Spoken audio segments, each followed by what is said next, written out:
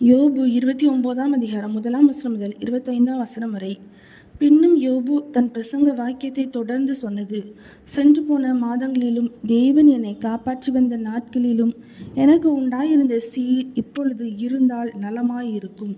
அப்பொழுது அவர் தீபம் என் தலையின் மேல் பிரகாசித்தது. அவர் அருளின வெளிச்சத்தினால் இருளை கடந்து போனேன். தேவனுடைய ரகசிய செயல் என் கூடாரத்தின் மேல் இருந்தது. அப்பொழுது சர்வவல்லவர் என்னோடு இருந்தார். என் பிள்ளைகள் என்னை சூழ்ந்திருந்தார்கள். என் பாதங்களை நான் நெய்யினால் கழுவினேன். கண்மலையில் இருந்த எனக்காக எண்ணெய் நதி போல ஓடி வந்தது. அந்த செல்வ நாட்களின் சீர் இப்போதிருந்தால் நலமாயிருக்கும். நான் பட்டண வீதியால் வாசலுக்குள் புறப்பட்டு போய் வீதியில் என் ஆசனத்தை போடும்போது வாலிபர் என்னை கண்டு ஒளித்து கொள்வார்கள். முதியோர் எழுந்திருந்து நிற்பார்கள். பிரபுக்கள் பேசுகிறதை நிறுத்தி கையினால் தங்கள் வாயை பொத்தி கொள்வார்கள். பெரியோரின் சத்தம் அடங்கி அவர்கள் நாக்கு அவர்கள் மேல் வாயோடே ஒட்டிக்கொள்ளும். என்னை கேட்ட காது என்னை பாக்கியவான் என்றது. என்னை கண்ட கண் எனக்கு சாட்சியிட்டது. முறையிடுகிற ஏழையையும் திக்கற்ற பிள்ளையையும் உதவியற்றவனையும் ரட்சித்தேன். கெட்டுப்போக இருந்தவனுடைய ஆசீர்வாதம் என்மேல் வந்தது. விதவையின் இருதயத்தை கம்பீரிக்க பண்ணினேன். நீதியை தரித்து கொண்டேன்.